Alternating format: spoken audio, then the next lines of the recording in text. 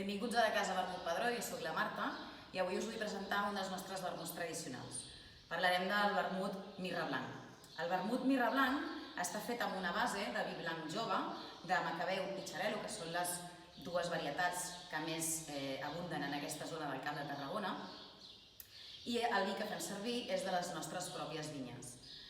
El vermut blanc mirra és un vermut que volem que estigui molt en sintonia amb aquest vi del que us parlava.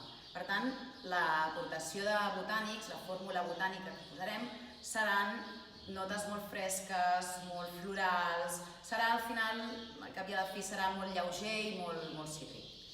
Si passem a la cata, si l'olorem, ja de seguida ens apareixen uns aromes molt lleugers, de flors blanques, de cítrics mediterranis, i si ja el tastem,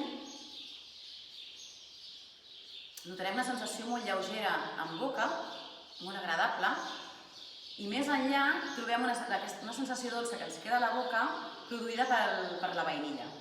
La vainilla ens deixa una boca cremosa i ens aporta uns records com de pastisseria.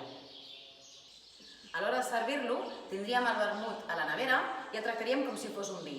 Com si fos un vi o com si fos un cava. Llavors el portaríem directament de la nevera al got.